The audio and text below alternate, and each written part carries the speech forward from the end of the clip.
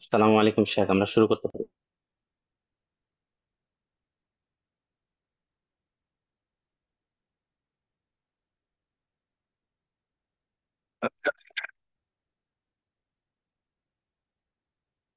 السلام عليكم ورحمة الله وبركاته.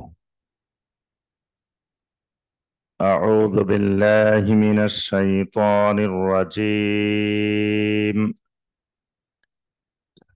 بسم الله الرحمن الرحيم. يا أيها الذين آمنوا إذا تداينتم بدين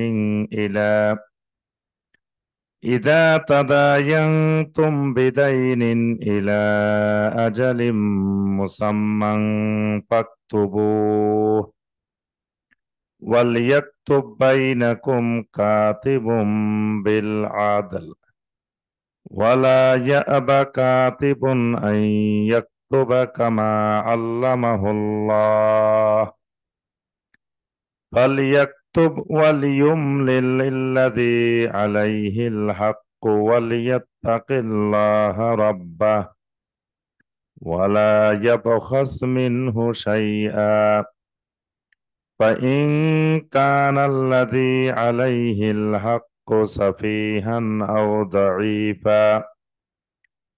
ضعيفا أو لا يستطيع أن يمل هو فليملل وليه بالعدل واستشهدوا شهيدين من رجالكم فإن لم يكونا رجلين فرجل وامرأتان ممن ترضون من الشهداء أن تضل إحداهما فتذكر إحداهما الأخرى ولا يأبى الشهداء إذا ما دعوا ولا تسأموا أن تكتبوه صغيرا أو كبيرا إلى أجله ذلكم أقسط عند الله وأقوم للشهادة وأدنى ألا ترتابوا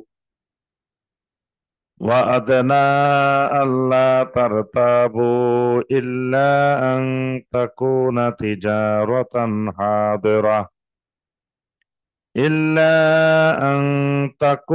تجارة حاضرة تديرونها بينكم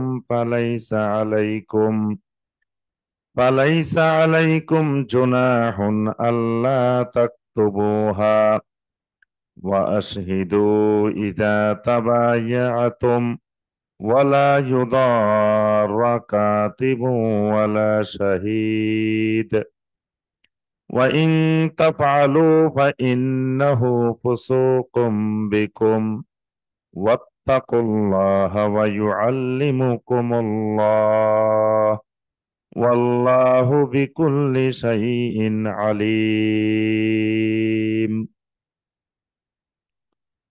اللهم صل على محمد وعلى آل محمد كما صليت على إبراهيم وعلى آل إبراهيم إنك حميد مجيد.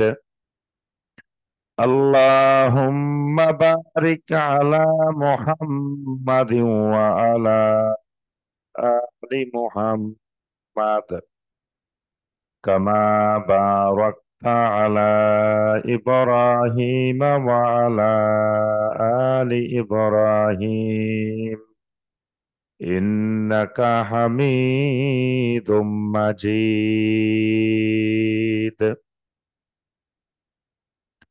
Road to success কর্তৃক আয়োজিত প্রতি মঙ্গলবারের নিয়মিত ধারাবাহিক তাফসীরুল কোরআনে অনলাইন এবং অফলাইনে উপস্থিত সম্মানিত সকল দর্শক শ্রোতা ভাই ও বোনেরা, আল্লাহ রাব্বুল আলামিনের দরবারে কোটি কোটি শুকরিয়া যে মহান রাব্বুল আলামিন আমাদেরকে নির্দিষ্ট সময়ে আল্লাহ রাব্বুল আলামিনের নাজিলকৃত কালামে হাকিম থেকে কয়েকটি আয়াতে কারিমার সংক্ষিপ্তভাবে তাফসীর করার এবং শোনার তৌফিক দিয়েছেন। সে মহান রব্বুল আলামিনের শুকর আদায় করি, সকলে বলি আলহামদুলিল্লাহ। সম্মানিত ভাই ও বোনেরা, যে সূরা থেকে আমাদের ধারাবাহিক তাফসীর চলছিল, সূরাটি আমাদের সকলের অত্যন্ত সুপরিচিত, কোরআনে কারিমের সর্ববৃহৎ সূরা, কোরআনে কারিমের দ্বিতীয় সূরা, সূরা আল বাকারা। যে সূরাটির মধ্যে 286টি আয়াতে কারিমা রয়েছে। ইতিপূর্বে আমরা 15টি পর্বে সূরা আল বাকারার 281 নম্বর আয়াতে কারিমা পর্যন্ত আমরা সংক্ষিপ্তভাবে তাফসীর করেছি। আজকে আমাদের সূরা আল বাকারার 16তম পর্বে 282 নম্বর আয়াতে কারিমা থেকে আমাদের তাফসীর হবে ইনশাআল্লাহ। এই সূরাটি মাদানী সূরা, আর মাদানী সূরাগুলোর বৈশিষ্ট্য হলো আল্লাহ রাব্বুল আলামিন এই সূরাগুলোর মধ্যে শরীয়তের হুকুম আহকাম বিধিবিধানকে আল্লাহ পাক পূর্ণাঙ্গ রূপে মাদানী সূরাগুলোর মধ্যে তুলে ধরেন। এরই আলোকে আমরা দেখেছি এই সূরা আল বাকারার মধ্যে অনেকগুলো শরীয়তের হুকুম হাকাম আল্লাহ পাক বর্ণনা করেছেন, সলাতের হুকুম হাকাম বর্ণনা করেছেন, সিয়ামের হুকুম হাকাম বর্ণনা করেছেন, জাকাতের হুকুম হাকাম বর্ণনা করেছেন, তারপরে হজ্জে বাইতুল্লাহর হুকুম হাকাম বর্ণনা করেছেন, তারপরে বিবাহ শাদীর বিধিবিধান বর্ণনা করেছেন, তলাকের বিধান বর্ণনা করেছেন, ব্যবসা বাণিজ্যের বিধান আল্লাহ পাক বর্ণনা করেছেন, জিহাদ ফি সাবিলিল্লাহর হুকুম হাকাম বর্ণনা করেছেন। এইভাবে অনেকগুলো হুকুম হাকাম আল্লাহ রাব্বুল আলামিন এই সূরা আল বাকারার মধ্যে আলোচনা করেছেন। সর্বশেষ আমরা দেখেছি যে আল্লাহ রাব্বুল আলামিন ব্যবসা বাণিজ্যকে হালাল করে, সুদকে আল্লাহ রাব্বুল আলামিন রিবাকে হারাম ঘোষণা করে। রিবা সংক্রান্ত অনেকগুলো আয়াতে কারিমা আল্লাহ রাব্বুল আলামিন নাজিল করেছেন। সে আয়াতে কারিমাগুলো আমরা এর আগের তাফসীরে আলোচনা করেছি আলহামদুলিল্লাহ। আজকে যেখান থেকে আমাদের তাফসীর শুরু হবে 282 নম্বর আয়াত, এটি এই সূরার মধ্যে সবচেয়ে বড় আয়াত। একটা আয়াতে কারিমাই 1 পৃষ্ঠা, অর্থাৎ এই 1 পৃষ্ঠার মধ্যে আর দ্বিতীয় আয়াত নাই, একটা আয়াতেই 1 পৃষ্ঠা। তাহলে আমরা বুঝতে পারি যে আয়াতটি কত বড় আয়াত। এই আয়াতে কারিমায় আল্লাহ রাব্বুল আলামিন একটি গুরুত্বপূর্ণ বিষয় বর্ণনা করেছেন। সেটি হলো, যখন দুই ব্যক্তি বা একাধিক ব্যক্তি কোন ঋণের লেনদেন করবে, ঋণ আদান প্রদান করবে, বা যে কোনো বিষয়ে একটা নির্দিষ্ট সময়ের জন্য চুক্তি সম্পাদন করবে, তখন এটাকে লিখে রাখাটাকে আল্লাহ রাব্বুল আলামিন বাধ্যতামূলক করে দিয়েছেন। অর্থাৎ এটা লিখে রাখতে হবে, এরপরে এখানে সাক্ষী রাখতে হবে, তারপরে এই সংক্রান্ত যতগুলো বিধিবিধান আছে আল্লাহ রাব্বুল আলামিন এই 282 নম্বর আয়াতে কারিমায় এই সকল বিধিবিধানগুলো বর্ণনা করেছেন। আল্লাহ সুবহানাহু ওয়া তাআলা বলেন, ইয়া আইয়ুহাল্লাযীনা আমানু, অর্থাৎ এই বিধানগুলো সকলের ক্ষেত্রে প্রযোজ্য নয়। যারা ঈমান এনেছে, যারা ঈমানদার, আল্লাহ রাব্বুল আলামিন সেই ঈমানদারদেরকে সম্বোধন করে এই বিধিবিধানগুলো বর্ণনা করেছেন। ইয়া আইয়ুহাল্লাযীনা আমানু, হে ঈমানদারগণ, ঈমানওয়ালাগণ, ইদা তাদায়ানতুম বিদাইনিন, যখন তোমরা কোন ঋণের লেনদেন করো, পরস্পরে তোমরা কোন ঋণ সংক্রান্ত বিষয়ে লেনদেন করবে, পাওনা দাওনা সংক্রান্ত বিষয়ে লেনদেন করবে, ইলা আজালিম মুসাম্মান, একটি নির্দিষ্ট সময় পর্যন্ত, ফাকতুবুহু, অবশ্যই সেই চুক্তিটি লিখে রাখবে। তো এখানে দুইটা জিনিস বাধ্যতামূলক। একটা হলো এরকম দীর্ঘমেয়াদে বা বাকিতে কোনো লেনদেন হইলে,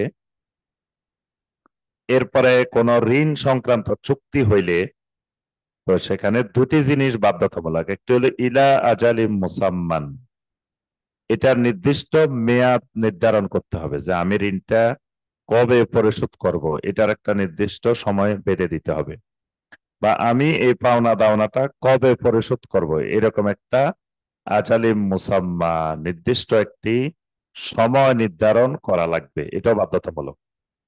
আর এরপরে যেটি বাধ্যতামূলক সেটি হলো ফাকতুবু, সেটিকে লিখেও রাখতে হবে, এই লিখে রাখাটাও বাধ্যতামূলক। ওয়াল ইয়াকতুব বাইনাকুম কাতিবুম বিল আদলে, আল্লাহ রাব্বুল আলামিন বলেন তোমাদের পরস্পরের মাঝে একজন লেখক তিনি অবশ্যই লিখে দিবেন। একজন লেখক যেন তোমাদের মাঝে এই বিষয়গুলো লিখে দেয়। তবে যে লেখক লিখবেন সেই লেখককে বিল আদল, অবশ্যই ইনসাফের সাথে, ন্যায় পরায়ণতার সাথে যেন ওই লিখনিটা লেখে। অর্থাৎ চুক্তি হলো একরকম, লেখার মধ্যে যেন গিয়ে অন্যরকম ভিন্ন রকম না লেখে।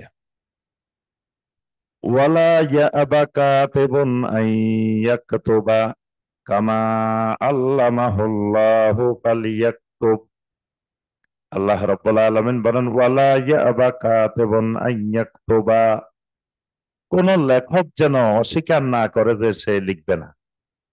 অর্থাৎ সে যেন কাউকে এই কথা না বলে যে না আমি লিখে দিতে পারবো না। আল্লাহ সুবহানাহু ওয়া তাআলা বলেন কোন লেখক যেন অস্বীকার না করে যে সে লিখে দিবে, অর্থাৎ লিখে দিতে অস্বীকার করা যাবে না। কামা আল্লামাহুল্লাহ, যেভাবে আল্লাহ রাব্বুল আলামিন তাকে জ্ঞান দান করেছেন, লিখার জ্ঞান আল্লাহ পাক তাকে দিয়েছেন। যেহেতু আল্লাহ রাব্বুল আলামিন তাকে লিখার জ্ঞান দান করেছেন, সুতরাং তার আল্লাহ প্রদত্ত এই জ্ঞানের অসুক্রিয়া বা অকৃতজ্ঞ হওয়া যাবে না।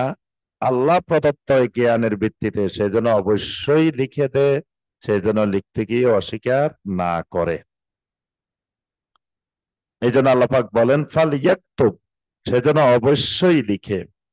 ওয়াল ইউমলিলিল্লাযী আলাইহিল হাক্ক, তবে কি লিখবে এটা যেন নির্দেশনা দিয়ে দে যার উপরে ওই হক বর্তায়, অর্থাৎ ঋণ গ্রহীতা যিনি থাকবেন, যেহেতু ঋণটা পরিশোধ করতে হবে যাকে, যার উপরে এই হকটা এই অধিকারটা বর্তায়, অর্থাৎ যিনি এই ঋণ পরিশোধ করতে হবে, যিনি ঋণ পরিশোধকারী, ঋণ গ্রহীতা, তিনি ওই লেখককে নির্দেশনা দিবেন কিভাবে কিভাবে লিখতে হবে, কি লিখতে হবে। অর্থাৎ এই ব্যাপারে হকদার হইল ঋণ গ্রহীতা, বা যিনি টাকাটা পরিশোধ করবেন তিনি হইলেন হকদার। তিনি এই লিখনির ব্যাপারে লেখককে নির্দেশনা দিবেন। ওয়ালিয়াত্তাকিল্লাহ রাব্বাহ, আর এই ব্যাপারে অবশ্যই সে যেন তার রব আল্লাহ রাব্বুল আলামিনকে ভয় করে। এখানে যিনি ঋণ গ্রহীতা তিনিও লেখার যে নির্দেশনা দিবেন সেখানে যেন তাকওয়ার সাথে, আল্লাহর ভয়ের সাথে নির্দেশনা দেন। আবার যিনি লিখবেন তিনিও যেন এই ব্যাপারে আল্লাহ রাব্বুল আলামিনকে ভয় করেন, তাকওয়ার ভিত্তিতে তিনি যেন নির্দেশনা দেন। ওয়ালা ইয়াবখাস মিনহু শাইআ, আর এর ভিতর থেকে কোনো কিছুকে তুমি সে যেন গোপন না করে। অর্থাৎ যিনি লিখবেন তিনিও যেন চুক্তি বহির্ভূত কোনো বিষয় গোপন করে না, লিখে এরকম করবে না। আবার যে ঋণ গ্রহীতা নির্দেশনা দিবেন তিনিও যেন এর থেকে কোনো কিছুকে গোপন না করেন। وَإِنْ كَانَ الَّذِي عَلَيْهِ الْحَقُّ سَفِيهًا أَوْ ضَعِيفًا أَوْ لَا يَسْتَطِيعُ أَنْ يُمِلَّ। এখন যিনি ঋণ গ্রহীতা বা যিনি এই চুক্তির হকদার, যার উপরে হকটি বর্তাবে, তিনি যদি নির্বোধ হন, সাফিহান, বোকা। বোকা মানে সে এখনো হয়তো বালেগ হয় নাই, অপ্রাপ্তবয়স্ক, অথবা বালেগ হয়েছে কিন্তু বুদ্ধিগত দিক থেকে সে দুর্বল, অর্থাৎ তার বুদ্ধি পরিপক্ক হয় নাই, এরকম যদি হয়, আও দাঈফান, অথবা যদি দুর্বল হয়, দুর্বল বলতে যে সে অর্থাৎ শিক্ষাগত দিক থেকে দুর্বল বা অন্য দিক থেকে দুর্বল, মানে সে যে লেখককে নির্দেশনা দিবে সেই নির্দেশনাটা দেওয়ার ব্যাপারে সে দুর্বল। আওলা ইয়াস্তাতিউ আন ইউমিল্লা, অথবা লেখককে নির্দেশনা প্রদান করার ক্ষেত্রে সে সক্ষম নয়। এখানে আল্লাহ রাব্বুল আলামিন ঋণ গ্রহীতার তিনটি অবস্থা বর্ণনা করেছেন। যদি ঋণ গ্রহীতা নির্বোধ হয়, অথবা দুর্বল হয়, অথবা কি লিখবে এটা নির্দেশনা দেওয়ার মতো সে সক্ষম না হয়, হুয়া ফালইউমলিল ওয়ালিয়্যুহু বিল আদলে, তাহলে সে ইনসাফের সাথে, ন্যায়পরায়ণতার সাথে তার পক্ষ থেকে একজন ওয়ালি, একজন অভিভাবক নির্ধারণ করে দিবে। তো যাকে সে অভিভাবক বানাবে, ওয়ালি বানাবে, ওয়ালি তখন ওই লেখককে নির্দেশনা দিবেন যে কি কি লিখবেন। ওয়াস্তাশহিদু শাহিদাইনি মির রিজালিকুম, আল্লাহ রাব্বুল আলামিন বলেন, তোমাদের পুরুষদের মধ্য থেকে দুইজন সাক্ষী নির্ধারণ করে নিবে। অর্থাৎ যে চুক্তিটা হচ্ছে এখানে যেন দুইজন পুরুষ সাক্ষী থাকে। আল্লাহ রাব্বুল আলামিন এটাকে বাধ্যতামূলক করে দিয়েছেন, অর্থাৎ দুইজন সাক্ষী থাকতেই হবে। তো এখানে আল্লাহ পাক আরেকটা শর্ত দিয়েছেন, মির রিজালিকুম, এই সাক্ষীরা হতে হবে পুরুষ। আবার শুধু পুরুষ হলে হবে না, মির রিজালিকুম মানে ঋণ গ্রহীতা এবং ঋণদাতা দুইজনেরই পরিচিত, নিকটস্থ বা আত্মীয় বা এলাকার হতে হবে। দুজনের চুক্তি হইতেছে কিন্তু বাহিরের থেকে, দূরের থেকে অন্য কাউকে এনে সেখানে সাক্ষী বানানো যাবে না। فَإِنْ لَمْ يَكُونَا رَجُلَيْنِ فَرَجُلٌ وَامْرَأَتَانِ, কিন্তু দেখা গেল এমন জায়গায় চুক্তিটি স্বাক্ষর হচ্ছে যেখানে দুইজন পুরুষ পাওয়া গেল না। যদি দুইজন পুরুষ না পাওয়া যায় তাহলে ফারাজুলুন ওয়া ইমরাআতান, তাহলে একজন পুরুষ এবং দুইজন নারীকে সাক্ষ্য রাখবে। অর্থাৎ একজন পুরুষের সাক্ষী সমান দুইজন নারীর সাক্ষী। তাহলে সেখানে দুজন পুরুষ না পাওয়া গেলে একজন পুরুষ এবং দুইজন নারীকে সাক্ষ্য রাখবে। মিম্মান তারদাউনা মিনাশ শুহাদা, তবে আরো একটি শর্ত আছে, সাক্ষী যাদেরকে রাখা হবে তাদের প্রতি উভয় পক্ষেরই সন্তুষ্টি থাকতে হবে, উভয় পক্ষের সম্মতিতে। অর্থাৎ যেই দুই পক্ষের মধ্যে চুক্তি হচ্ছে উভয় পক্ষ ওই সাক্ষীদের ব্যাপারে সম্মত হতে হবে। এক পক্ষ যদি সাক্ষীর ব্যাপারে সম্মত না হয় তাহলে সেই সাক্ষীও গ্রহণযোগ্য হবে না। আন তাদিল্লা ইহদাহুমা ফাতুযাক্কিরা ইহদাহুমাল উখরা, ওই সাক্ষীদের মধ্য থেকে একজন যদি কোনো কারণে ভুলে যায়, অপরজন তাকে স্মরণ করিয়ে দিবে। মানে আল্লাহ পাক এখানে একজন সাক্ষী রাখতে অনুমতি দেন নাই, কমপক্ষে দুইজন পুরুষ অথবা একজন পুরুষ দুইজন নারী। কেন একাধিক রাখার ব্যাপারে আল্লাহ পাক বাধ্যতামূলক করলেন? আল্লাহ সুবহানাহু ওয়া তাআলা বলে দিলেন, যে ফাতুযাক্কিরা ইহদাহুমাল উখরা, তাদের একজন আরেকজনকে স্মরণ করিয়ে দিবে, মনে করাই দিবে। ওয়ালা ইয়াবাস শুহাদাউ ইযা মা দুউ, আর সাক্ষীদেরকে যখন কোন প্রয়োজনে ডাকা হবে, সাক্ষীরা যেন আসতে অস্বীকার না করে। যারা এখানে চুক্তির মধ্যে সাক্ষী থাকবেন, তাদেরকে যে কোনো প্রয়োজনে ঋণদাতা বা যে ঋণ গ্রহীতা, তাদেরকে যখন ডাক দিবে, তারা যেন সাক্ষীগণ আসতে অসম্মতি জ্ঞাপন না করে। ডাকলে তাকে আসতে হবে, এটা বাধ্যতামূলক। ওয়ালা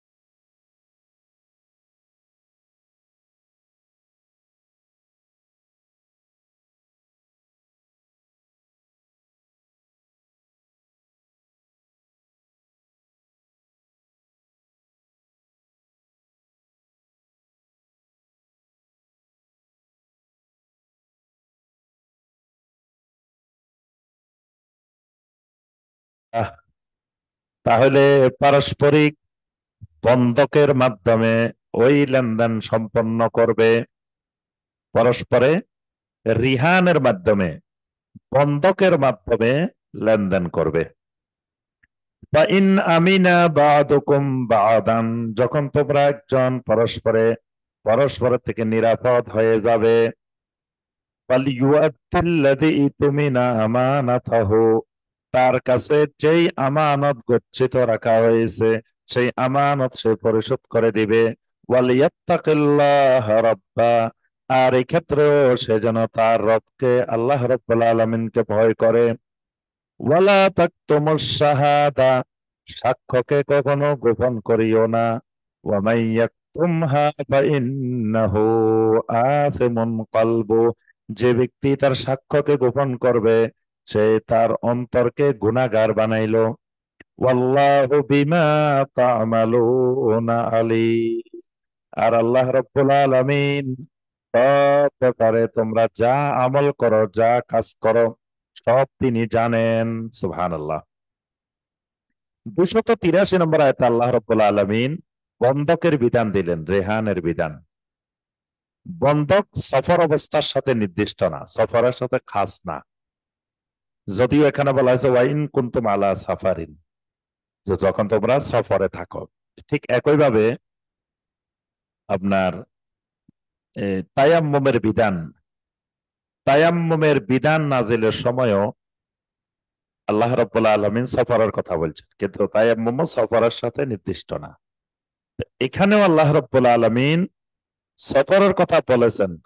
তার সফরের সময় লেখক না পাইলে তখন বন্ধকটা বাধ্যতামূলক, কিন্তু মুকিম অবস্থায়ও বন্ধক রাখা যাবে, এটা শরীয়তে বৈধ। তবে শর্ত হলো বন্ধককৃত সম্পদ থেকে যিনি বন্ধক গ্রহীতা তিনি কোনো উপকার গ্রহণ করা যাবে না, এটা হারাম। অর্থাৎ কারো কাছে আমি একটা জমি বন্ধক রাখছি, এখন সেই ব্যক্তি ওই জমি থেকে ফসল করে করে খাবে, এটা তার জন্য হারাম, এটা তার জন্য রিবা, এটা তার জন্য সুদ। ঠিক একইভাবে আমি তার কাছে অন্য কোনো জিনিস, স্বর্ণ বন্ধক রাখলাম, তাহলে এই স্বর্ণটা সে ব্যবহার করবে বা এই স্বর্ণ দিয়ে অন্য কোনো উপকার হাসিল করবে, এটাও তার জন্য হারাম। একইভাবে যে কোনো জিনিস যদি বন্ধক রাখা হয়, সেই বন্ধকের থেকে উপকার গ্রহণ করা বন্ধক গ্রহীতার জন্য জায়েজ নেই। তবে কিছু কিছু জিনিস আছে বন্ধক রাখার পরে তার পিছনে খরচ করতে হয়। যেমন গরু বন্ধক রাখলো, ছাগল বন্ধক রাখলো, এখন গরু ছাগল এটাকে তো খাবার দিতে হবে, তাহলে তো যে বন্ধক নিল সে তো ক্ষতিগ্রস্ত হয়ে যাবে, কারণ গরু ছাগল এটাকে খাবার দিতে গেলে তো তার প্রতিনিয়ত টাকা খরচ হবে। এই ক্ষেত্রে কি করবে? এই ক্ষেত্রে সে যে গরুটাকে খাবার দিচ্ছে, ছাগলটাকে খাবার দিচ্ছে, এর বিনিময়ে সে ওইটা দুধটা গ্রহণ করতে পারবে খাবারের বিনিময়ে। অথবা যিনি বন্ধক রেখেছেন তিনিও খাবারের টাকা দিবেন, উনিও খাবারের টাকা দিবেন, দুইজনে মিলে দিবেন, তাহলে এর থেকে যে দুধ পাবেন সেটা দুজনে গ্রহণ করবেন।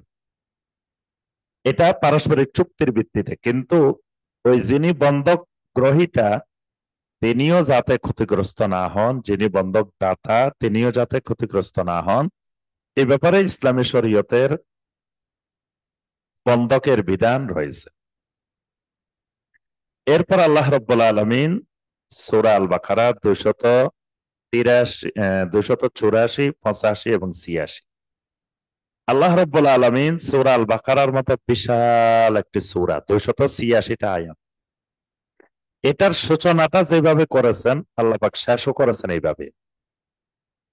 অর্থাৎ এটার সূচনা করেছেন আল্লাহ রাব্বুল আলামিন ঈমানের আলোচনা দিয়ে, এটার সমাপ্তি করেছেন আল্লাহ রাব্বুল আলামিন তাওহীদের আলোচনা দিয়ে।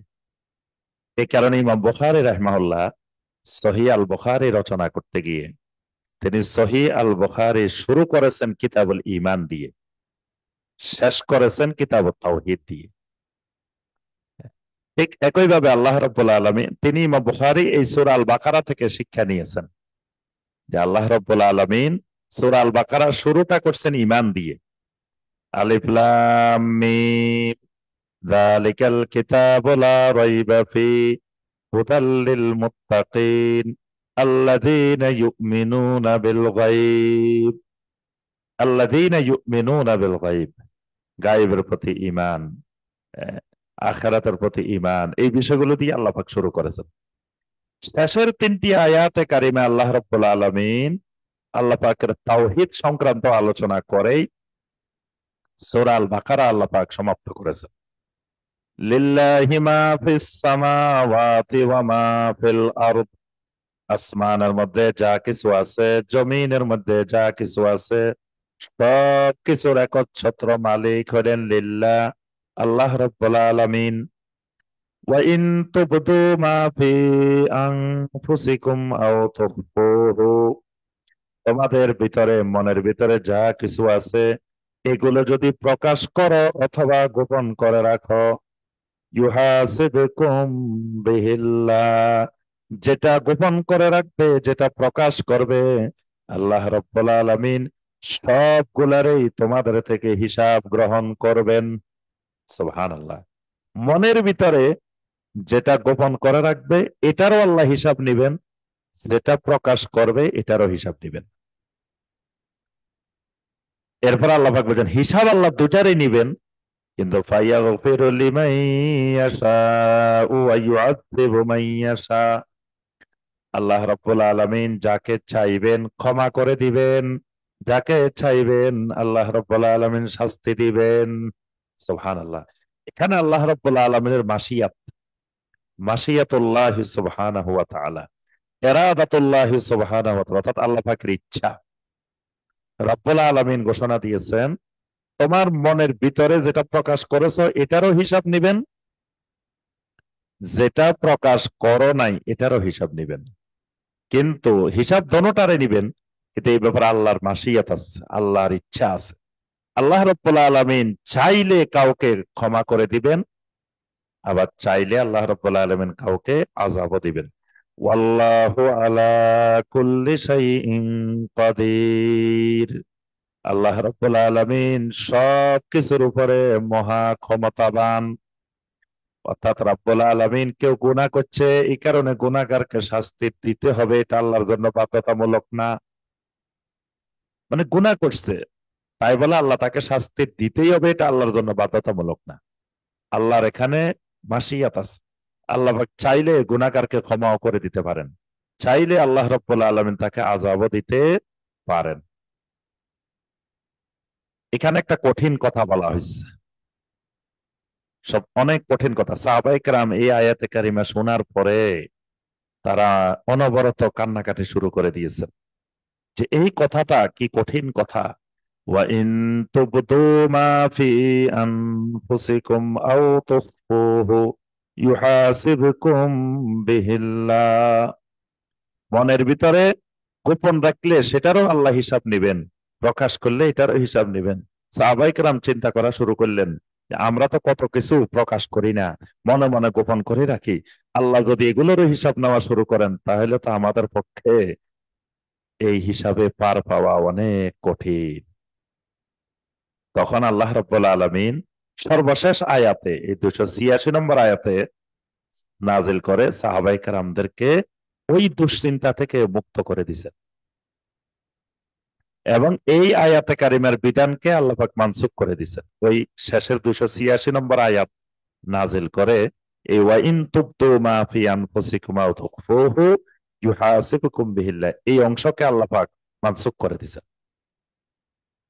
সূরা আল বাকারার শেষের দুটি আয়াত খুবই ফজিলতময় এবং গুরুত্বপূর্ণ দুটি আয়াত। সহিহ আল বুখারীর রওয়ায়াত, নবী সাল্লাল্লাহু আলাইহি ওয়াসাল্লাম বলেন যে ব্যক্তি সূরা আল বাকারার শেষ দুটি আয়াত রাত্রে তেলাওয়াত করবে, মান কারাআ আয়াতাইনে মিন খাওয়াতিমে সূরা আল বাকারা, সূরা আল বাকারার শেষ দুটি আয়াত যে ব্যক্তি তেলাওয়াত করবে ফি লাইলাতিন, রাত্রি বেলায়, কাফাতাহু, এই দুটি আয়াতে কারিমা তার জন্য যথেষ্ট হয়ে যাবে। সুবহানাল্লাহ। সহিহ মুসলিমের হাদিসে এসেছে নবী সাল্লাল্লাহু আলাইহি ওয়াসাল্লামের কাছে একদিন একজন ফেরেশতা আসলেন, এসে বললেন, ইয়া রাসূলুল্লাহ সাল্লাল্লাহু আলাইহি ওয়াসাল্লাম, আবশির বিনুরাইনে কাদ উতিতাহুমা লাম ইউতিহুমা ক্বাবলাহু আহাদান। আপনি দুটি নূরের সুসংবাদ গ্রহণ করেন, যেই দুটি নূর আপনার আগে আর কাউকে দেওয়া হয় নাই। সেই দুটা নূর কি? একটি হলো ফাতিহাতুল কিতাব, একটি হলো সূরা আল ফাতিহা, আরেকটা হলো যে সূরা আল বাকারার শেষের দুটি আয়াতে কারিমা। এই কারণে এই দুটি আয়াতে কারিমা কোরআনে কারিমের মধ্যে খুবই গুরুত্বপূর্ণ আয়াত। আর রাত্রিবেলায় এই দুটি আয়াতে কারিমা তেলাওয়াতের ফজিলত নবী সাল্লাল্লাহু আলাইহি ওয়াসাল্লাম বর্ণনা করেছেন। এখানে তাওহীদের আলোচনা, এই কারণেই এটা গুরুত্বপূর্ণ। ঈমানের আলোচনা, তাওহীদের আলোচনা। আমানার রাসূলু বিমা উনসিলা ইলাইহি মির রাব্বিহি। রাসূল তো ঈমান এনেছেন তার রবের পক্ষ থেকে যা কিছু তার উপরে নাজিল করা হয়। অর্থাৎ আল্লাহ রসুলের উপরে রবের পক্ষ থেকে যা কিছু নাজিল হয়, আল্লাহ রসুল সাল্লাল্লাহু আলাইহি ওয়াসাল্লাম তার সব কিছুর উপরে ঈমান আনেন।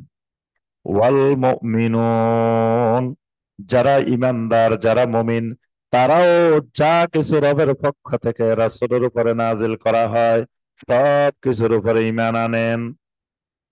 তাহলে রবের পক্ষ থেকে কি নাজিল করা হয়? রবের পক্ষ থেকে কোরআনে কারিমও নাজিল করা হয়, হাদিসও নাজিল করা হয়, সুন্নাহও নাজিল করা হয়।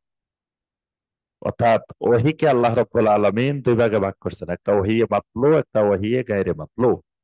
তো কোরআনে কারিম যেমন আল্লাহর পক্ষ থেকে ওহী, নবী সাল্লাল্লাহু আলাইহি ওয়াসাল্লামের দ্বীন সংক্রান্ত হাদিসগুলোও আল্লাহর পক্ষ থেকে ওহী। তো ঈমানদাররা এই সব কিছুকে বিশ্বাস করে। কুল্লুন আমানা বিল্লাহি ওয়া মালাইকাতিহি ওয়া কুতুবিহি ওয়া রুসুলিহি। প্রত্যেকেই আল্লাহর উপরে যথাযথভাবে ঈমান আনে, তার ফেরেশতাদের উপরে ঈমান আনে, তার কিতাবগুলোর উপরে ঈমান আনে, তার রাসূলদের উপরেও ঈমান আনে।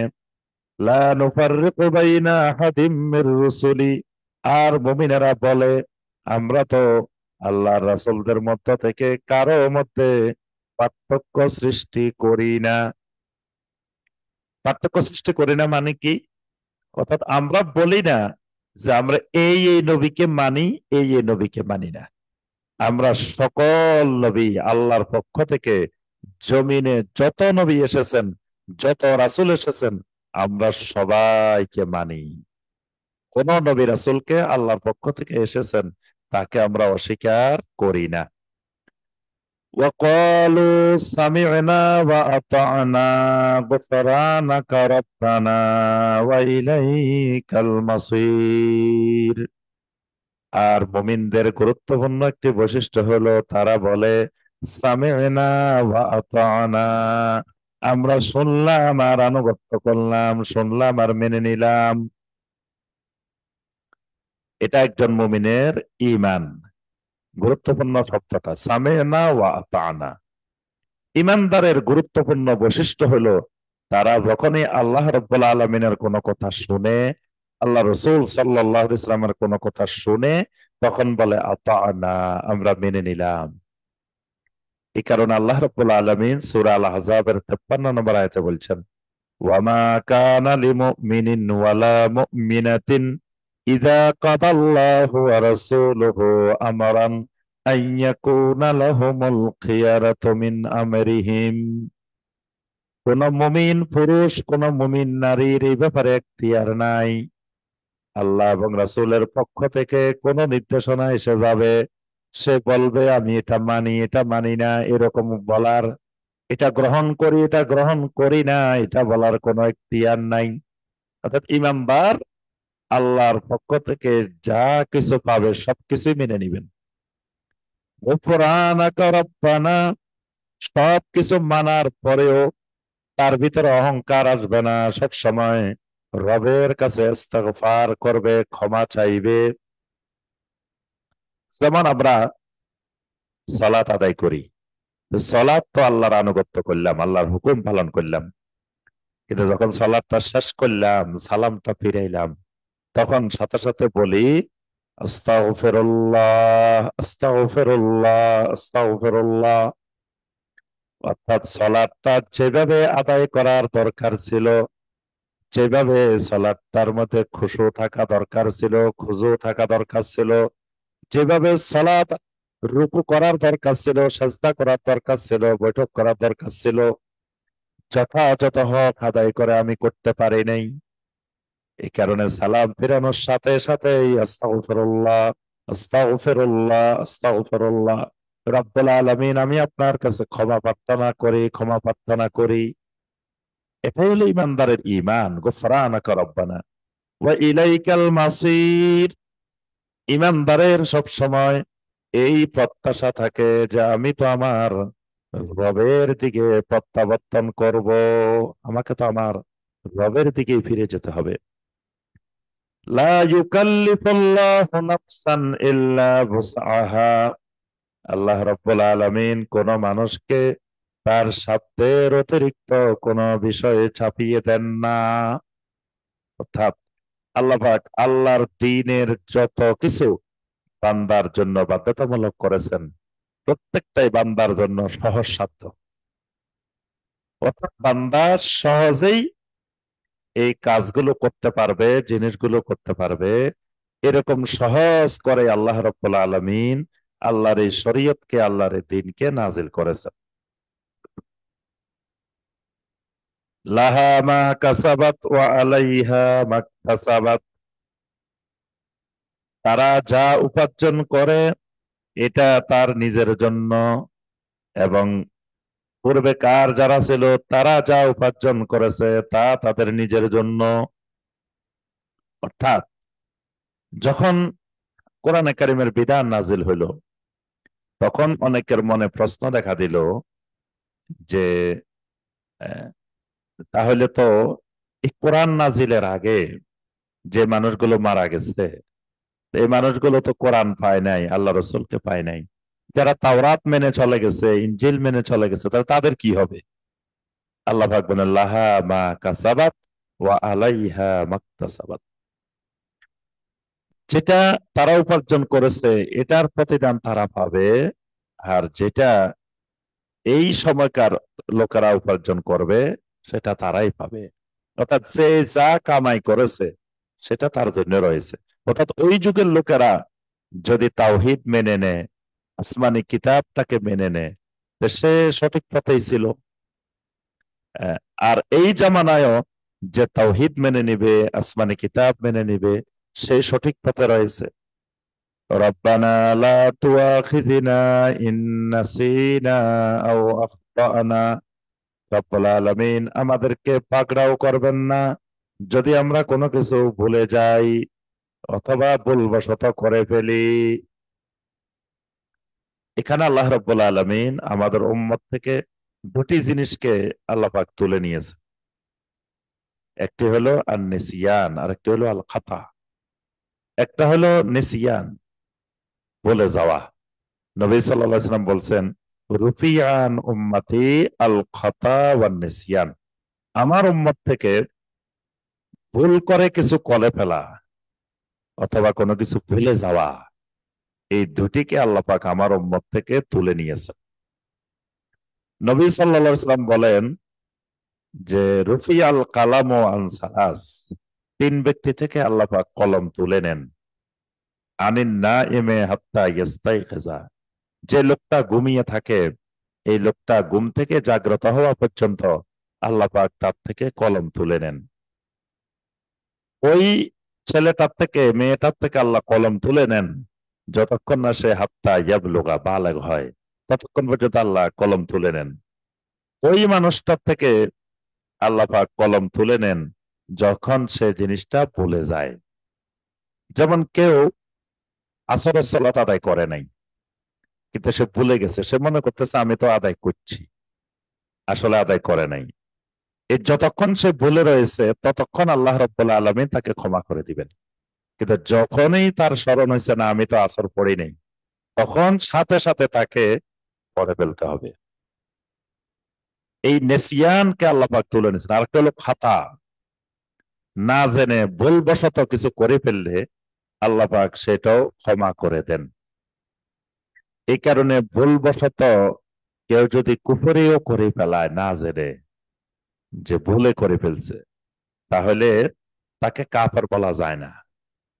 তাকে তার ওই ভুল তাকে ধরিয়ে দিতে হবে, জানাই দিতে হবে। জানানোর পরে যদি সে ইচ্ছাকৃতভাবে আবার ওই কুফরি করে, তখন কাফের হবে। কিন্তু তার আগে যে ভুলবশত সে কুফরি করছে, সে যদি এটা মেনে নে, তওবা করে ফিরে আসে, আল্লাহ ক্ষমা করে দিবেন। সালাতের মধ্যে ভুল হয়ে গেছে, তাহলে ফরজ ভুল হয়েছে, তাহলে সে আবার দোহরাই করলে আল্লাহ ক্ষমা করে দিবেন। ওয়াজিবের মধ্যে ভুল হয়েছে, সে সাজদায় সাহু করলে আল্লাহ রাব্বুল আলামিন ক্ষমা করে দিবেন। এইভাবে সিয়ামের মধ্যে ভুলবশত কিছু খেয়ে ফেলছে, তাহলে তার সিয়াম হয়ে যাবে, আল্লাহ পাক ক্ষমা করে দিবেন। এটা হলো খাতা। এজন্য আল্লাহ পাক দুটা বিষয় একসাথে বলছেন, রব্বানা লা তুআখিযনা ইন নাসিনা আও আখতানা। রব্বুল আলামিন, আমরা কোনো কিছু যখন বলে যাই, ভুলবশত কিছু করে ফেলি, আমাদেরকে পাকড়াও করবেন না।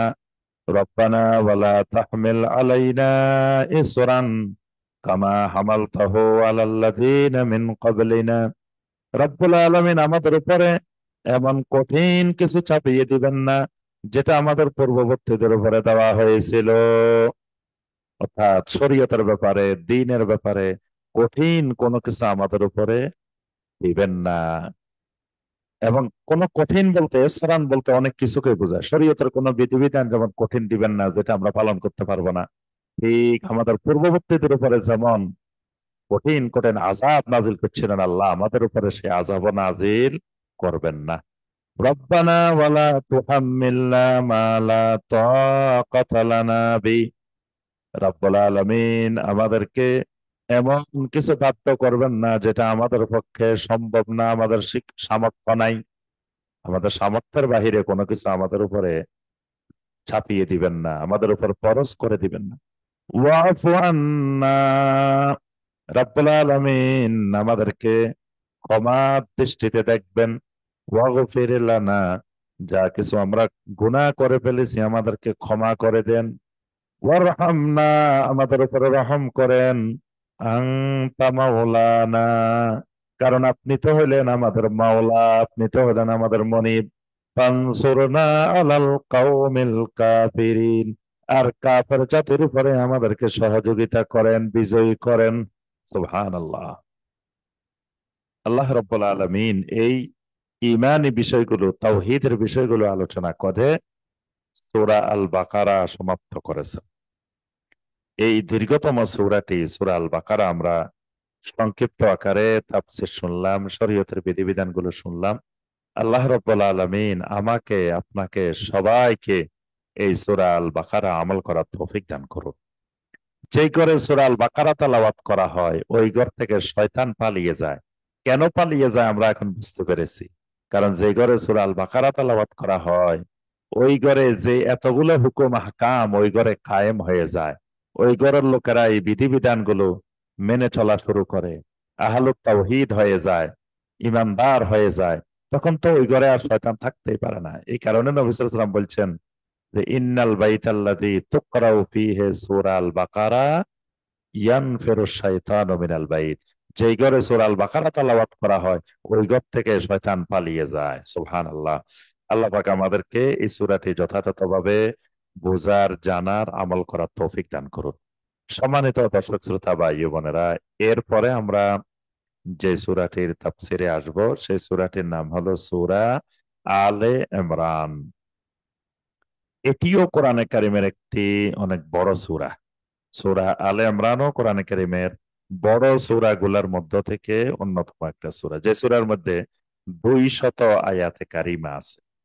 সূরা আল বাকারা ছিল 286, সূরা আলে ইমরানে 200 আয়াতে কারিমা আছে। সূরা আলে ইমরান, এই সূরাটির নাম হলো আলে ইমরান। আলে ইমরান মানে ইমরানের বংশধর। যেমন আলে ইব্রাহিম, আমরা দরুদ পড়ার সময় পড়ি আল্লাহুম্মা সাল্লি আলা মুহাম্মদ ওয়া আলা আলি মুহাম্মাদ কামা সাল্লাইতা আলা ইব্রাহিম ওয়া আলা আলি ইব্রাহিম।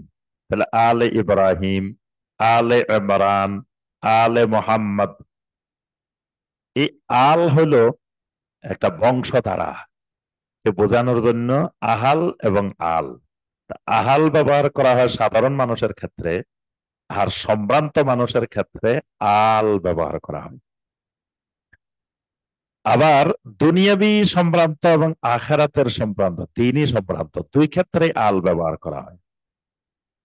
যেমন মুসা আলাইহিসসালামের কাউমকে, বনি ইসরাইলকে আলে মুসা বলা হয়। আবার দেখা যায় ফেরাউনের কাউমকেও আলে ফেরাউন বলা হয়। অর্থাৎ এই শব্দটা দুনিয়াবি সম্ভ্রান্ত ব্যক্তির ক্ষেত্রেও ব্যবহার হয়, দ্বীনি সম্ভ্রান্ত ব্যক্তির ক্ষেত্রেও আল্লাহ রাব্বুল আলামিন ব্যবহার করেছেন। এখানে ইমরানটা কে?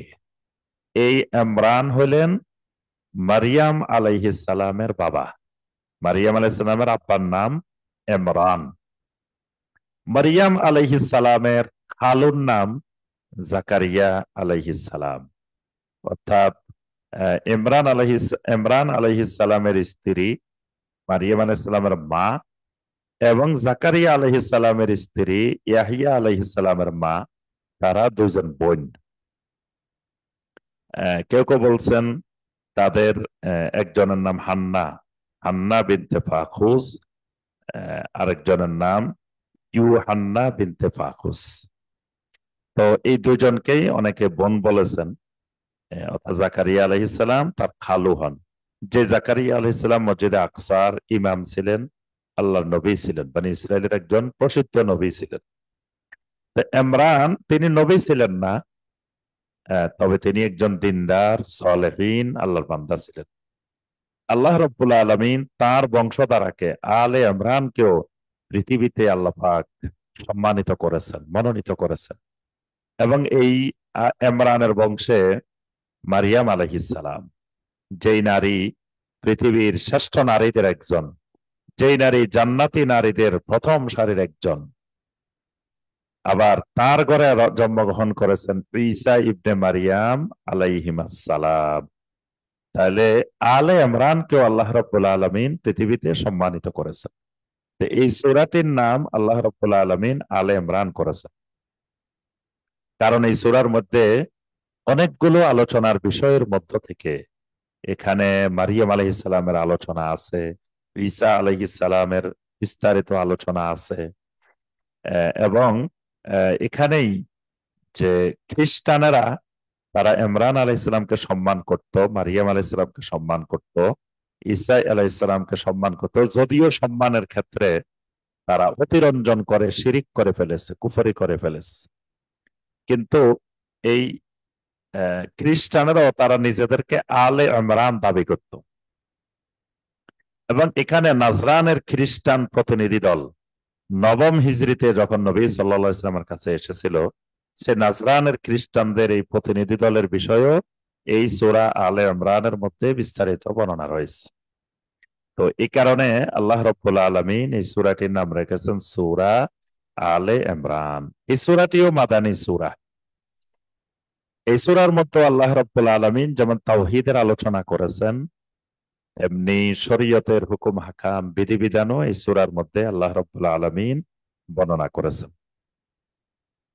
এই সূরাটির মধ্যে বিশেষত আল্লাহ রাব্বুল আলামিন প্রথম দিকে বদরের যুদ্ধের বিস্তারিত আলোচনা করেছেন। এখানে বদরের ব্যাপারে বিশাল আলোচনা রয়েছে, যেটি দ্বিতীয় হিজরিতে মক্কার মুশরিকদের সাথে নবী সাল্লাল্লাহু আলাইহি সাল্লামের সাথে বদর প্রান্তরে যেই জিহাদ হয়েছিল, ইসলামের প্রথম জিহাদ, এবং যেই জিহাদে আল্লাহ রাব্বুল আলামিন নবী সাল্লাল্লাহু আলাইহি সাল্লামকে বিজয় দান করেছিলেন, এবং এই জিহাদে যারা অংশগ্রহণ করেছিলেন আল্লাহ পাক তাদের ব্যাপারে বলে দিয়েছেন, ইমালু মা শি'তুম ফাকাদ গাফারতু লাকুম, তোমরা যা মনে চায় তাই করো, আমি আল্লাহ তোমাদেরকে ক্ষমা করে দিয়েছি। সুবহানাল্লাহ। কারণ এই কয়জন সাহাবী সেদিন বদরের ময়দানে দাঁড়ানোর কারণে আজকে আমরা ইসলাম পেয়েছি, দ্বীন পেয়েছি, তাদের অবদান। এই কারণে আল্লাহ রাব্বুল আলামিন তাদেরকে ক্ষমা করে দিয়েছেন। তো সেই বদরের বিষয়ে এই সূরা আল ইমরানের মধ্যে আলোচনা আছে। সূরা আল ইমরানের মধ্যে উহুদের ব্যাপারেও আলোচনা আছে। উহুদের যুদ্ধের, যেটি তৃতীয় হিজরিতে উহুদের যুদ্ধের আলোচনা হয়েছিল, সেই আলোচনাটা এই সূরা আল ইমরানের মধ্যে আছে।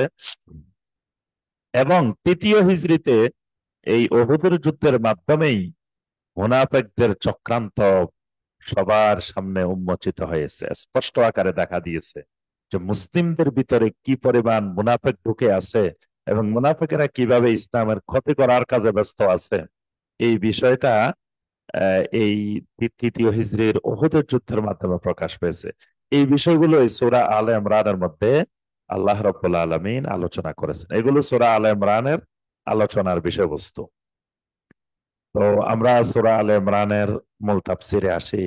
আল্লাহ রাব্বুল আলামিন সূরা আল বাকারা যেমন শুরু করেছেন হুরুফে মুকাত্তাআত দিয়ে, সূরা আলে ইমরানও শুরু করেছেন হুরুফে মুকাত্তাআত দিয়ে।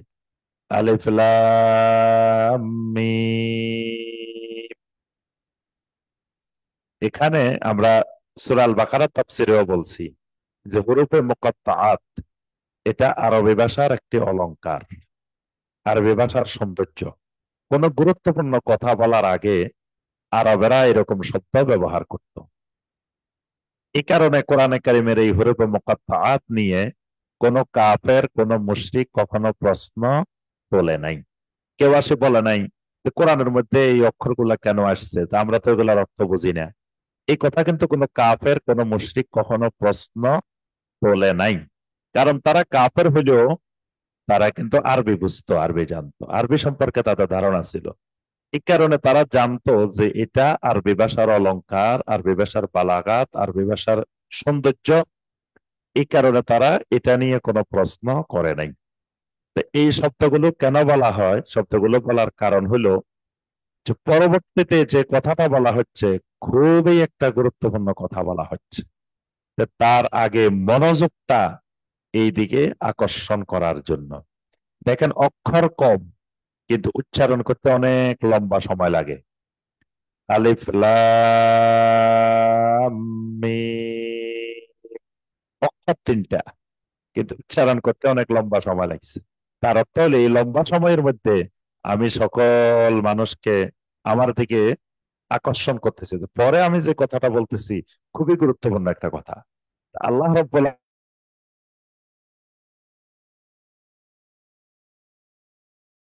আল্লাহ রাব্বুল আলামিনের তাওহীদের কথা, অর্থাৎ কোরআনে কারিমের মধ্যে সবচাইতে গুরুত্বপূর্ণ কথা যেটা, সেটা আল্লাহ রাব্বুল আলামিনের তাওহীদের কথা। অথবা আল্লাহ রাব্বুল আলামিনের এই কোরআনে কারিমের কথা। আল্লাহ রাব্বুল আলামিনের এই কোরআনে কারিমের কথা, এটাই হলো সবচাইতে গুরুত্বপূর্ণ কথা। এই কারণে হুরুফে মুকাত্তাআতের পরে কোন কোন জায়গায় আল্লাহ রাব্বুল আলামিন তাওহীদের কথা বলছেন, কোন কোন জায়গায় কোরআনের কথা বলছেন। যেমন সূরা আল বাকারা যে হুরুফে মুকাত্তাআত, সেখানে আল্লাহ পাক হুরুফে মুকাত্তাআতের পরে কোরআনে কারীমের কথা বলছেন। আলিফ লাম মিম যালিকাল কিতাবু লা রাইবা ফীহ। এখানে আল্লাহ পাক বলছেন যালিকাল কিতাব, এটা সেই কিতাব লা রাইবা ফীহ, যার মধ্যে কোনো সন্দেহের অবকাশ নাই। এখানে সবচেয়ে গুরুত্বপূর্ণ কথা হলো কোরআনের কথা। সূরা আলে ইমরানের শুরুতে আল্লাহ পাক হুরুফে মুকাত্তাআত দিয়ে যে কথাটা বলতেছেন সেটি হলো তাওহীদের কথা। আল্লাহু লা ইলাহা ইল্লাহু আল হাইয়ুল কাইয়্যুম। আল্লাহ রাব্বুল আলামিন বলেন, আলিফ লাম মিম। সবাই মনোযোগ এদিকে আকৃষ্ট হও, মনোযোগ এদিকে দাও। আল্লাহ, প্রথম কথাটা আল্লাহ বলছেন আল্লাহ। আল্লাহকে, মানে এই কোরআন নাজিলকারী যিনি আল্লাহ, তোমাকে যিনি এই কোরআনের বিধিবিধান দিচ্ছেন তার নাম হলো আল্লাহ। আল্লাহকে, লা ইলাহা ইল্লাহু, আল্লাহ হলেন তিনি যিনি ছাড়া আর কোন সত্য মাবুদ নাই। লা ইলাহা ইল্লাহু মানে লা মা'বুদা বিহাক্কিন ইল্লাহু, যে তিনি ছাড়া আর সত্য কোনো মাবুদ নাই। অর্থাৎ যত মাবুদ তোমরা দেখো, এই সমস্ত মাবুদ হলো বাতিল মাবুদ। আর আল্লাহ রাব্বুল আলামিন হলেন একমাত্র হক সত্য মাবুদ, যেটি আল্লাহ রাব্বুল আলামিন সূরা আল হজ্জের 62 নম্বর আয়াতে কারিমে বলছেন, যালিকা বিআন্নাল্লাহা হুয়াল হক ওয়া আন্না মা ইয়াদউনা মিন দুনিহি হুয়াল বাতিল ওয়া আন্নাল্লাহা হুয়াল আলিয়্যুল কাবীর। যালিকা বিআন্নাল্লাহা হুয়াল হক, জেনে রাখো আল্লাহ হলেন একমাত্র সত্য মাবুদ, ওয়া আন্না মা ইয়াদউনা মিন দুনিহি হুয়াল বাতিল, আল্লাহ ছাড়া যাদেরকে পৃথিবীর মানুষ মাবুদ বানিয়েছে এগুলা সব হলো বাতিল। ওয়া আন্নাল্লাহা হুয়াল আলিয়্যুল কাবীর, আল্লাহ হলেন সুমহান সুউচ্চ আলিয়্যুল কাবীর। এখানেও আল্লাহ রাব্বুল আলামিনের প্রথম পরিচয়টা দিয়েছেন লা ইলাহা ইল্লাহু, তিনি ছাড়া সত্য আর কোনো মাবুদ নাই। আল হাইয়্যু, তার আরেকটা বড় বৈশিষ্ট্য আল হাইয়্যু। আল হাইয়্যু মানি তিনি এমন ভাবে জীবিত যে তাকে কখনো মৃত্যু স্পর্শ করতে পারে না। মৃত্যুর স্পর্শ থেকে যিনি মুক্ত তিনি হলেন আল হাই, যিনি চিরঞ্জীব। আল কাইয়ুম, যিনি সমস্ত কায়নাতকে নিয়ে দণ্ডায়মান, অর্থাৎ সমস্ত মাখলুকাত সমস্ত কায়নাতকে যিনি একচ্ছত্র ভাবে পরিচালনা করেন তিনি কাইয়ুম। এই জন্য নবী সাল্লাল্লাহু আলাইহি ওয়াসাল্লাম তাহাজ্জুদের আহ, সময় যে দোয়া পড়তেন সেখানে বলতেন আনতা কাইয়ুমুস সামাওয়াতি ওয়াল আরদ, আপনি আসমান জমিনের একমাত্র একক পরিচালনাকারী। এই আল হাইয়ুল কাইয়ুম, এই দুটি আল্লাহর সিফাত, অত্যন্ত গুরুত্বপূর্ণ সিফাত। এজন্য আয়াতুল কুরসি, যেটি কোরআনের আযম আয়া, সবচাইতে মহান আয়াত, সে আয়াতুল কুরসির মতো আল্লাহ পাক পরিচয় দিয়েছেন আল্লাহু লা ইলাহা ইল্লা হুয়াল হাইয়ুল কাইয়ুম। ঠিক একই আয়াত এই আলে ইমরানের 2 নম্বর আয়াত, এখানেও আল্লাহ রাব্বুল আলামিনের পরিচয়টা দিয়েছেন যে আল্লাহু লা ইলাহা ইল্লা হুয়াল হাইয়ুল কাইয়ুম। তাহলে আল্লাহ রাব্বুল আলামিন ছাড়া আর কেউ হাই হতে পারে না, কেউ কাইয়ুম হতে পারে না। এখন কেউ যদি বলে যে নবী সাল্লাল্লাহু আলাইহি ওয়াসাল্লাম তো মারা যান নাই, মৃত্যুবরণ করেন নাই, তিনিও জীবিত, এটা আল্লাহর সাথে শিরিক। নবী সাল্লাল্লাহু আলাইহি ওয়াসাল্লামের অবশ্য ওফাত হয়েছে, তবে তার মৃত্যু পরবর্তী জীবন আমাদের স্বাভাবিক জীবনের চেয়ে আলাদা। তার মৃত্যু পরবর্তী যে বারজাখি হায়াত, সেটি বিশেষ হায়াত, কিন্তু তার অর্থ এই নয় তিনি চিরঞ্জীব, তাহলে এটা শিরিক হয়ে যাবে। ঠিক আল কাইয়ুম, আল্লাহ পাক সমগ্র কায়নাত সমগ্র সৃষ্টি জগৎকে এককভাবে পরিচালনা করেন। কেউ যদি মনে করেন আল্লাহ কুতুব দিয়ে, তারপরে আওতাদ দিয়ে, গাউস দিয়ে, এদেরকে দিয়ে আল্লাহ পৃথিবী পরিচালনা করে, এটাও কাইয়ুমের সাথে শিরিক। নাজ্জালা আলাইকাল কিতাবা বিল হাক্কি মুসাদ্দিকাল লিমা বাইনা ইয়াদাইহি ওয়া আনজালাত তাওরাতা ওয়াল ইনজিল, তিনি সেই আল্লাহ নাজ্জালা আলাইকাল কিতাব, যে আল্লাহ ছাড়া সত্য কোনো মাবুদ নাই, যিনি হাই, যিনি কাইয়ুম, তিনি আপনার উপরে কিতাব নাজিল করেন বিল হাক্কে, তিনি যেহেতু হক মাবুদ তিনি কিতাব নাজিল করেন বিল হাক্কে, সত্য সহকারে। অর্থাৎ এই কিতাবের মধ্যে যা কথা আসে সব কথাগুলা হক, এবং আল্লাহ রাব্বুল আলামিন এখানে হকের বাহিরে বেহুদা কোনো কথা এখানে আল্লাহ পাক বলেন নাই। মুসাদ্দিকাল লিমা বাইনা ইয়াদাইহি, আর তাদের সামনে যে কিতাবগুলো আছে ওই কিতাবগুলোর সত্যায়নকারী, অর্থাৎ পূর্বেকার যত আসমানি কিতাব আছে সমস্ত আসমানি কিতাবকে এই কোরআনে কারীম সত্যায়ন করে। ওয়ানসালাত তাওরাতা ওয়াল ইনজিলা মিন ক্বাবল, ইতিপূর্বে তিনি সে আল্লাহ যিনি তাওরাত নাজিল করেছেন, ইনজিলও নাজিল করেছেন। এখানে একটা জিনিস লক্ষণীয়, সেটি হলো কোরআনে কারীম নাজিলের ব্যাপারে আল্লাহ পাক বলেছেন নাজ্জালা আলাইকাল কিতাব, তিনি আপনার উপরে কিতাব অবতীর্ণ করেছেন। এই অবতীর্ণের ক্ষেত্রে নাজ্জালা, নাজ্জালাটা বাবে তাফঈল থেকে, নাজ্জালা ইউনাজ্জিলু তানজিলান। আর তাওরাত ইনজিলের ব্যাপারে বলছেন আনজালা, আনজালা তাওরাতা ওয়াল ইনজিল। আনজালা হলো বাবে ফাল থেকে, আনজালা ইউনজিলু ইনজালান। তাহলে কোরআনের ক্ষেত্রে তানজিল, আর তাওরাত ইনজিলের ক্ষেত্রে ইনজাল। এই ইনজাল আর তানজিলের মধ্যে কিছু পার্থক্য আছে। ইনজাল হলো যে একসাথে অবতীর্ণ হয়, এটাকে বলা হয় ইনজাল। আর যা ধাপে ধাপে আস্তে আস্তে বিভিন্ন সময়ে নাজিল হয়, এটাকে বলা হয় তানজিল, এটাকে বলা হয় তানজিল। কোরআনে কারিমকে আল্লাহ পাক ইনজালও করেছেন, তানজিলও করেছেন। এজন্য সূরা আল কদরের মধ্যে বলছেন ইন্না আনজালনাহু ফি লাইলাতুল কদর। আবার আল্লাহ রাব্বুল আলামিন সূরা তুখানের মধ্যে বলছেন ইন্না আনজালনাহু ফি লাইলাতিন মুবারাকাহ, লাইলাতুল কদরের রাত্রিতে, লাইলাতুল মুবারাকার রাত্রিতে আমি এই কোরআনকে ইনজাল করেছি, অর্থাৎ একসাথে নাজিল করেছি। কোথা থেকে কোথায়? লাউহে মাহফুজ থেকে প্রথম আকাশে বাইতুল ইজ্জত নামক স্থানে ইনজাল করা হয়েছে। আর বাইতুল ইজ্জত থেকে পৃথিবীতে কোরআনে কারিমকে তানজিল করা হয়েছে। এই কারণে আল্লাহ পাক এখানে কোরআনের ক্ষেত্রে বলছেন নাজ্জালা আলাইকাল কিতাব, তাওরাত ইনজিলের ক্ষেত্রে বলছেন ওয়া আনজালাত তাওরাতা ওয়াল ইনজিলা মিন ক্বাবল হুদাল লিন্নাস। তবে তাওরাত ইনজিল নাজিল করার উদ্দেশ্য ছিল পৃথিবীর মানুষকে হেদায়েত করা।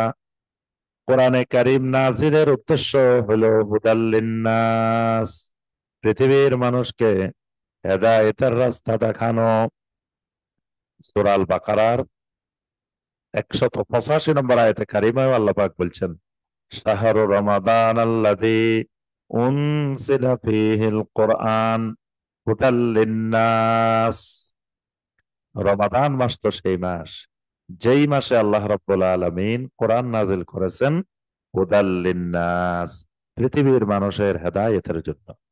তাহলে পূর্বেকার তাওরাত ইনজিল জাবুর আরো যত আসমানি কিতাব নাজিল করেছেন আল্লাহ, এগুলো নাজিল করেছেন হুদাল লিন্নাস। ওয়া আনসালাল ফুরকান, আর তিনি ফুরকান অবতীর্ণ করেছেন। এখানে ফুরকান বলতে আল্লাহ রাব্বুল আলামিন কয়েকটি বিষয়কে বুঝিয়েছেন। একটি হলো তাওরাত ইনজিল কোরআন, তিনটা কিতাবের কথা এখানে আল্লাহ পাক নাম ধরে বলছেন। ওয়া আনসালাল ফুরকান বলে এই তিনটার বাহিরেও আরো যত আসমানি কিতাব আল্লাহ পাক নাজিল করেছেন সেইগুলো তিনিই নাজিল করেছেন। আরেকটি হলো আল্লাহ রাব্বুল আলামিন কোরআনে কারিমের আরেকটি সিফাত, আরেকটি বৈশিষ্ট্য বর্ণনা করেছেন ফুরকান, অর্থাৎ কোরআন শুধু আল্লাহর কিতাব না, কোরআন ফুরকানও, অর্থাৎ হক এবং বাতিলের পার্থক্য নির্ণয়কারী। যেটা ওই সূরা আল বাকারার 185 নম্বর আয়াতে কারিমে যেটা আল্লাহ পাক বলছেন শাহরু রমাদান আল্লাযী উনজিলা ফীহিল কুরআনু হুদাল লিন্নাস ওয়া বায়্যিনাতিম মিনাল হুদা ওয়াল ফুরকান। সেখানে আল্লাহ পাক কোরআনেরই আরেকটি সিফাত বর্ণনা করেছেন ফুরকান। আবার কোন কোন মুফাসসিরিন ইকরাম বলেন যে এখানে আল্লাহ রাব্বুল আলামিন আরো একটি গুরুত্বপূর্ণ কথা বলছেন। প্রথমে আসমানি কিতাবের কথা বলছেন, কোরআনের কথা বলছেন, তাওরাতের কথা বলছেন, ইনজিলের কথা বলছেন। এরপর আল্লাহ পাক আলাদা করে বলছেন ওয়া আনসালাল ফুরকান, ফুরকানও তিনি অবতীর্ণ করেন, হক ও মিথ্যার, সত্য মিথ্যার পার্থক্য নির্ণয়কারী জ্ঞান, এটার নাম ফুরকান। ফুরকানটা আলাদা একটা জ্ঞান, যেটা সূরা আল আনফালের 29 নম্বর আয়াতে আল্লাহ পাক বলছেন ইয়া আইয়ুহাল্লাযীনা আমানু ইন তাত্তাকুল্লাহা ইয়াজআল লাকুম ফুরকানা। হে ঈমানদারগণ, তোমরা যদি তাকওয়া অবলম্বন করো, আল্লাহকে ভয় করো, তো ইয়াজআল লাকুম ফুরকানা, আল্লাহ তোমাদেরকে ফুরকান দিয়ে দিবেন। সুবহানাল্লাহ। ফুরকানটা কি দিবেন? হয়তো তুমি বড় জ্ঞানী না, বড় পণ্ডিত না, কিন্তু আল্লাহ তোমার ভিতরে এমন একটা জ্ঞান তৈরি করে দিবেন যে তুমি দেখলে বুঝতে পারবা এটা শিরিক, এটা কুফর, এটা বেদাত। এই কারণে তুমি এটা থেকে দূরে থাকা আল্লাহ তোমার জন্য সহজ করে দিবেন। তাহলে কিতাব শুধু নাজিল করলেই যে মানুষ হেদায়েত পেয়ে যাবে তা না। হেদায়েত পাওয়ার শর্তই হলো ওয়া আনজাল আল ফুরকান, অর্থাৎ ফুরকান লাগবে। আল্লাহ যদি ফুরকানের জ্ঞান দেন তাহলে সে কোরআন থেকে হেদায়েত পাবে। ফুরকানের জ্ঞান না থাকলে অনেক সময় কোরআন দিয়ে গোমরাহ হওয়ার সম্ভাবনা আছে। যেমন আজকের জামানায় অসংখ্য মানুষ, অনেক মানুষ আহলে কোরআন নাম দিয়ে কোরআন দিয়ে কুফরের দিকে চলে যাচ্ছে, ঈমান হারা হয়ে যাচ্ছে। তাহলে এই কোরআন দিয়ে তারা কেন কুফরের দিকে যাচ্ছে? আল্লাহ তাদেরকে ফুরকান দেন নাই, ফুরকানের জ্ঞান দেন নাই। ইন্নাল্লাযীনা কাফারু বিআয়াতিল্লাহি লাহুম আযাবুন শাদীদ। অবশ্যই যারা কুফরি করবে আল্লাহর আয়াতের সাথে, লাহুম আযাবুন শাদীদ, তাদের জন্য আল্লাহ রাব্বুল আলামিন কঠোর শাস্তি রেখেছেন। ওয়াল্লাহু আজিজুন যু ইনতিকাম, আর আল্লাহ হলেন মহাপরাক্রমশালী, আজিজ, যু ইনতিকাম। আল্লাহ যদি প্রতিশোধ নেন তিনি মহা প্রতিশোধ গ্রহণকারী।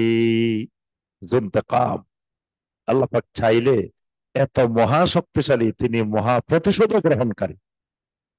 কিন্তু এখানে একটা জিনিস খেয়াল রাখতে হবে, আল্লাহ রাব্বুল আলামিনের অনেকগুলো সিফাত আছে। সিফাত গুলো আল্লাহ কোরআনে ব্যবহার করছেন, কিন্তু এগুলোকে আল্লাহর নাম হিসাবে আল্লাহ ব্যবহার করেন নাই। যেমন যু ইনতিকাম আল্লাহর নামের মধ্যে নাই, কিন্তু আল্লাহ এখানে আল্লাহর পরিচয় দিচ্ছেন আল্লাহু আজিজুন যু ইনতিকাম, যে আল্লাহ মহাপরাক্রমশালী, মহা প্রতিশোধ গ্রহণকারী। তা আল্লাহর নামটা মহা প্রতিশোধ গ্রহণকারী নাই কেন? ওয়ালিল্লাহিল আসমাউল হুসনা ফাদউহু বিহা, আল্লাহর অনেক সুন্দর সুন্দর নাম আছে। তা আল্লাহর প্রত্যেকটা নাম হোসনা, সুন্দর। যে নামটার মধ্যে সুন্দর প্রতিফলন হয় না, এই নামটা আল্লাহ রাখেন নাই। কিন্তু এই কাজটা আল্লাহ করেন, না করলে বান্দাকে আল্লাহ শাস্তি দিবেন কেমনে, বা বান্দা থেকে প্রতিশোধ নিবেন কেমনে? বান্দা তো সীমা লঙ্ঘনকারী হয়ে যাবে। কিন্তু আল্লাহ কাজটা করেন, কিন্তু আল্লাহর নাম হিসাবে আল্লাহ ব্যবহার করেন না। যেমন ওয়া মাকারু ওয়া মাকারাল্লাহু ওয়াল্লাহু খায়রুল মাকিরিন। কাফের, মুশরিক, মুনাফিক আল্লাহর দ্বীনকে নিয়ে, আল্লাহ রাসূলকে নিয়ে, ইসলামকে নিয়ে বিভিন্ন ষড়যন্ত্র করে। আল্লাহ বলছেন আমি আল্লাহ সেই ষড়যন্ত্রকে প্রতিহত করি। আমি আল্লাহ উত্তম ষড়যন্ত্র প্রতিহতকারী। কিন্তু আল্লাহর নামের মধ্যে মাকের নাই, ষড়যন্ত্র প্রতিহত করেন নাই, কারণ কাজটা শুনতে সুন্দর মনে হয় না। ঠিক একইভাবে যু ইনতিকাম, ইন্নাল্লাহা লা ইয়াখফা আলাইহি শাইউন ফিল আরদি ওয়ালা ফিস সামা। এই আয়াতে কারিমাটা মুরাকাবার দলিল। মুরাকাবা, মুরাকাবা খুবই গুরুত্বপূর্ণ একটা জিনিস। মুরাকাবাটা না হইলে কোন ব্যক্তির মধ্যে যতক্ষণ পর্যন্ত মুরাকাবা আসবে না, ততক্ষণ ওই ব্যক্তির মধ্যে তাকওয়া আসবে না, মুত্তাকিন হতে পারবে না, যতক্ষণ না তার ভিতরে মুরাকাবা, মুরাকাবার গুণ, মুরাকাবার আমল তার ভিতরে যতক্ষণ তৈরি হবে না। এই কারণে আল্লাহ রাব্বুল আলামিন সূরা আন-নিসার 1 নম্বর আয়াতে, প্রথম আয়াতে বলছেন ইন্নাল্লাহা কানা আলাইকুম রাকিবা। অবশ্য আল্লাহ রাব্বুল আলামিন রাকিব, আল্লাহ পাক সবকিছু মহা পর্যবেক্ষণকারী। আল্লাহ পাক বান্দার সবকিছু পর্যবেক্ষণ করেন। আল্লাহ রাব্বুল আলামিনের কাছে আসমানে জমিনে কোন জিনিস, কোন বস্তু আল্লাহর অগোচরে নেই। লা ইয়াখফা আলাইহি শাই। কোনো কিছুই আল্লাহর অগোচরে নাই, আসমানেও নাই, জমিনেও নাই। নবী সাল্লাল্লাহু আলাইহি ওয়াসাল্লাম এই কারণে ইহসানের পরিচয় দিয়েছেন, আনতা আবুদাল্লাহ কাআন্নাকা তারা ফাইন লাম তাকুন তারাহু ফাইন্নাহু ইয়ারাক। আল্লাহর ইবাদত এমন ভাবে করবে যেন তুমি আল্লাহ রাব্বুল আলামিনকে দেখছো। যদি আল্লাহকে না দেখো, আল্লাহ রাব্বুল আলামিন তোমাকে দেখছেন। এ আল্লাহ আমাকে দেখছেন, এই অনুভূতিটা অন্তরে জাগ্রত করার নাম মুরাকাবা। যে আমি আল্লাহ রাব্বুল আলামিনের পর্যবেক্ষণের মধ্যে আছি, আমার প্রতি আল্লাহর ক্যামেরা নির্ধারণ করা আছে। আমরা স্বাভাবিকভাবে দেখি, যখন একজন মানুষ চলাফেরা করছে, কথাবার্তা বলছে স্বাধীন মতো, যখন তাকে বলে দেওয়া হয় যে এখানে আপনার গতিবিধি পর্যবেক্ষণ করা হচ্ছে, সিসি ক্যামেরা দ্বারা আপনার গতিবিধি পর্যবেক্ষণ করা হচ্ছে, এখন মানুষ এখানে কথা বলতে সাবধান হয়ে যায়, এখানে চলাফেরা করতে সাবধান হয়ে যায়, যে আমার সবকিছু তো এখানে ক্যামেরা দ্বারা পর্যবেক্ষণ করা হচ্ছে। আল্লাহ রাব্বুল আলামিন বান্দার সব কিছু এরকম পর্যবেক্ষণ করতেছেন। এই পর্যবেক্ষণের চিন্তাধারা অন্তরের মধ্যে আসা, এটার নাম মুরাকাবা। যে আমি আল্লাহ রাব্বুল আলামিনের পর্যবেক্ষণের মধ্যে আছি। এখানে আল্লাহ সুবহানাহু ওয়া তাআলা এই কথাটা স্পষ্ট করে বলছেন, ইন্নাল্লাহা লা ইয়াখফা আলাইহি শাইউন ফিল আরদি ওয়ালা ফিস সামা।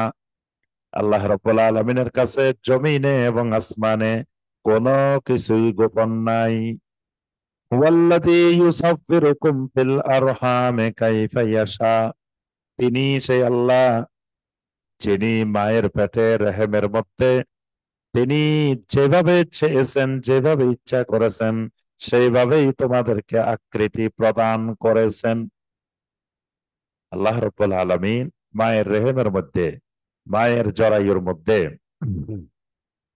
কোন আকৃতি দিবেন, তাকে কি বর্ষা বানাবেন, না কালো বানাবেন, লম্বা বানাবেন, না খাটো বানাবেন, কোন আকৃতিটা তার প্রদান করবেন, এটা কাইফা ইয়াশা। আল্লাহ রাব্বুল আলামিন যেভাবে চান, যেভাবে চেয়েছেন, ঠিক সেভাবেই দেন। এখানে কারো কোনো হস্তক্ষেপ কাজে আসে না।